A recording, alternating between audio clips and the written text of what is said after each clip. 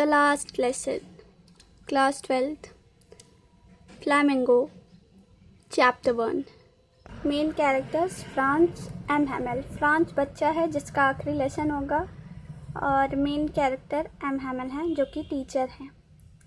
और इसमें एक लोगों का और जिक्र होगा, वो होंगे विलेजर्स. बट विलेजर्स में किसी पार्टिकुलर विलेजर का नाम नहीं आएगा, इसीलिए जहाँ पे भी यूज करना होगा हम विलेजर्स ही यूज करेंगे एंड सेलेक्टेड टाइम. तो मैं इस वीडियो में आपको लाइन बाय लाइन एक्सप्लेनेशन दूंगी.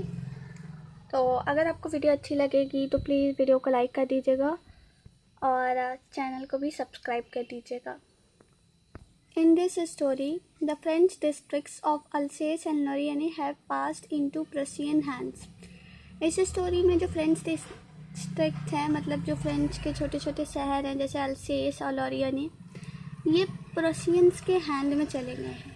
अब चलिए हम स्टोरी रीड करते हैं, फाइंड करते हैं कि क्या हुआ जब ऐसा हो गया, तो लाइफ में क्या असर पड़ा स्टूडेंट्स के वहाँ के. I started for school very let that morning. मैं उस दिन स्कूल के लिए काफ़ी देर से निकला. And want in great dread of scolding. और मुझे बहुत ज़्यादा डर लग रहा था कि मुझे कहीं डांट ना पड़े. Specially because M Hamel had said that he would question us on participle. क्योंकि एम हैमल ने कहा था कि वो हमसे जो है पार्टिसिपल्स पे क्वेश्चन पूछेंगे. And I didn't know the first word about them. और मुझे उनके बारे में पहला वर्ड भी नहीं पता था. For a moment I thought of running away and spending the day out of door. एक बार तो मैंने सोचा कि मैं चला जाऊँ और जो डे है मैं उसे स्कूल ना जाऊँ और बाहर घूम लूँ.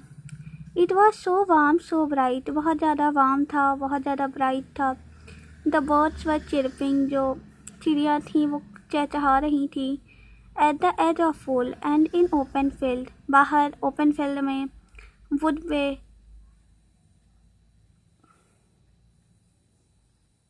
Back of sound mill the Prussian soldiers were drilling. और प्रूशियन के जो सोल्जर्स थे वो ड्रिल कर रहे थे, छेद कर रहे थे. ये सारा चीज़ें ज़्यादा ही टेम्पटिंग, ज़्यादा ही मोहक था than the rule of participles, जहाँ तक कि रूल था पार्टिसिपल का. But I had the strength to resist and hurried off to school. बट मेरे अंदर ये स्ट्रेंथ थी कि मैं अपने आप को रोक सकूं और मैं भाग गया school. When I passed the town hall there was a crowd in front of the bulletin board. जब मैं टाउन हॉल के पास गया तो वहाँ पे एक क्राउड था बुलेटिन बोर्ड के पास. For the last 2 years all our bad news had come from there. लास्ट के 2 सालों से जितनी भी बैड न्यूज़ थी सारी की सारी वहीं से आ रही थी. Lost battles, draft, orders of commanding soldiers. मैंने सोचा कि अब क्या हो गया. Then I hurried by fast as I could do. The blacksmith Wachter who was there with his ideas apparent, reading the bulletin board, called after me, don't go fast, you will reach your school, you will have a plenty of time. मतलब फिर मैं जल्दी जल्दी भाग रहा था तो black Smith एक था, मतलब ब्लैक स्मिथ मतलब लोहार वाचर. उसने जो है कहा कि जो है इतनी जल्दी मत जाओ, तुम्हें स्कूल जाने के लिए अभी बहुत समय है. Usually the school began with a great hustle बस्टल.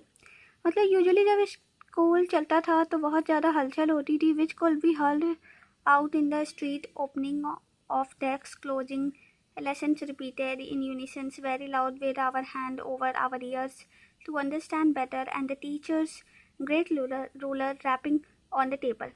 But now it was so still.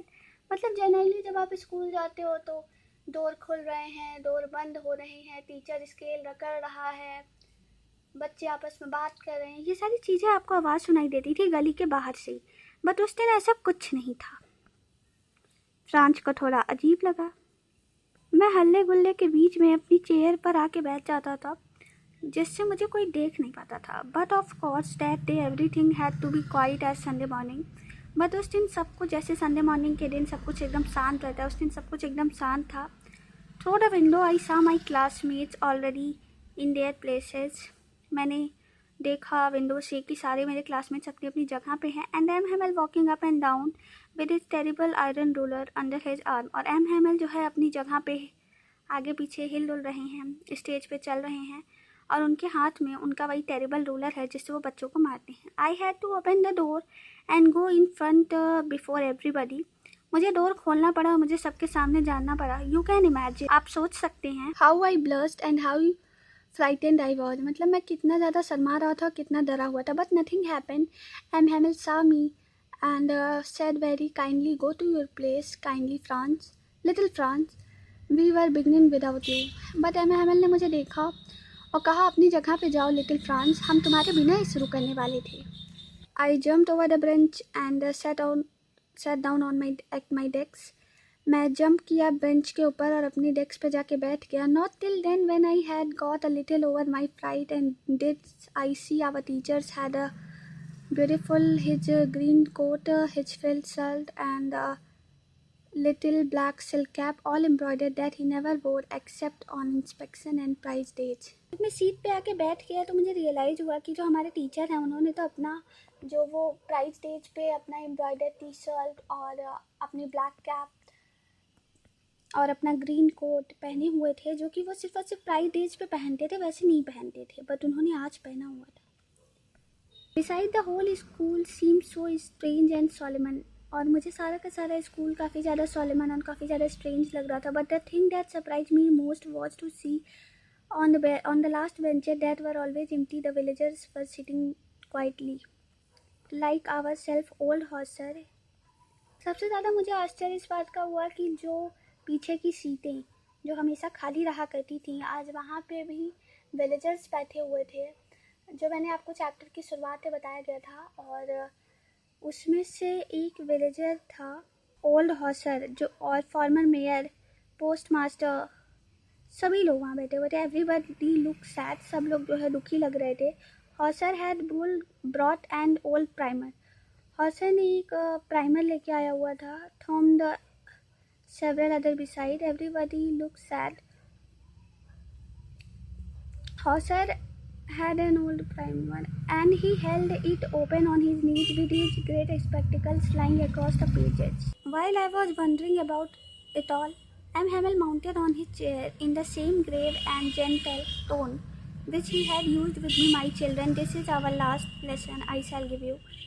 मैं सभी चीज़ों से दुभिच्चा रह रहा था, मतलब मैं सभी चीज़ों से आश्चर्यचकित रह रहा था। तभी एम हैमिल ने कहा बहुत ही जेंटल टोन में कि बच्चों, ये लास्ट लेसन है जो मैं आज तुम लोगों को देने जा रहा हूँ, या मैं जो आज तुम लोगों को दे सकता हूँ, जो मैं अब तुम लोग को दे सकता हूँ। The order had come from Berlin to teach only German in the schools of Alsace and Lorraine. Berlin से आदेश आया है कि खाली जर्मन सिखाया जा सकता है स्कूल्स में अल्सेस और लोरियन के।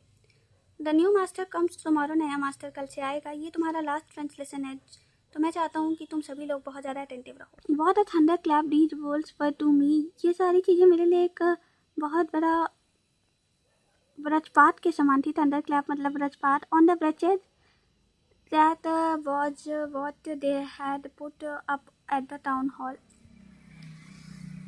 ओह, वो लोग, दुखी लोग, यह था जो उन्होंने टाउन हॉल के सामने रखा था। मतलब जो उसने बुलेटिन बोर्ड पे देखा था, उसे ये लगा कि अच्छा यही वहाँ पे आया हुआ था, और उसे काफ़ी ज़्यादा दुख हुआ। माई लास्ट फ्रेंच लेसन, मेरा last French lesson, why I hardly knew how to write. मुझे तो अभी तक लिखना भी नहीं आता। I should never learn any more, अब मैं कुछ और नहीं सीख सकता। I must stop there how, oh how sorry I was for not learning my lessons. मुझे उस दिन बहुत ज़्यादा दुख हुआ कि मैंने अपने लेसन्स क्यों नहीं सीखे। मैंने इसलिए नहीं सीखे, मैंने चिड़िया को देखने के लिए, एक्स उठाने के लिए, स्लाइड करने के लिए मैंने नहीं देखा। My books that seemed such a nuisance a while ago so heavy to carry. मेरी बुक्स जो मुझे इसके पहले तक एक न्यूसेंस लगती थी, मुझे भारी लगती थी कैरी करने में। My history of the saints were old friends, now I could give up. History जो मुझे अच्छी नहीं लगती थी, एम हैमिल टू, मुझे एम हैमिल भी नहीं अच्छे लगते थे। The idea that he was going away, ये आइडिया, ये सोच करके कि वो जा रहे हैं, that I should never see him again, मैं उन्हें दोबारा नहीं देख पाऊँगा, made me forget all about his ruler and how cranky he was. उनको ना जा करके, मतलब वो जा रहे हैं, मैं उन्हें कभी नहीं देख पाऊँगा, ये सारी चीज़ों ने मुझे भुला दिया उनका रूलर, मतलब जिस चीज़ से वो मारते थे बच्चों को, और वो कितने ही ज़्यादा सठियाए हुए हैं। मतलब वो कितने ज़्यादा क्रैंकी हैं। क्रैंकी एक ऐसा वर्ड है जिसको अगर आप अपने आंसर में यूज करेंगे तो एक बहुत अच्छा इम्पैक्ट पड़ेगा चेकर के ऊपर, एग्जामिनर के ऊपर। Poor man, it was in honour of this last lesson that he had put on his fine Sunday clothes. बेचारा आदमी अपने जो है ये जो लास्ट लेसन वो दे रहा है उसको उसने अपने बहुत अच्छे कपड़ों में दिया। And now I understood why the old man of the village were sitting there. अब मुझे समझ में आया कि पीछे वो विलेजर्स क्यों बैठे हुए थे कमरे के। I was it was because they were sorry, क्योंकि वो लोग गिल्टी फील कर रहे थे that they had not gone to school more, कि अब वो लोग स्कूल नहीं आ पाएंगे, अब उन्हें फ्रेंच लैंग्वेज सीखने को नहीं मिलेगी। It was their way of thanking our master for his 40 years of faithful service. ये उनका अपना तरीका था वहाँ आ करके मास्टर को थैंक करने का जिसने जो है 40 साल तक एक अच्छी सर्विस दी। And of showing their respect for the country and that was their no more. और वो अपनी कंट्री के लिए भी रिस्पेक्ट शो कर रहे थे जो अब उनकी नहीं रही थी, और इसीलिए वो आकर के पीछे बैठे हुए थे।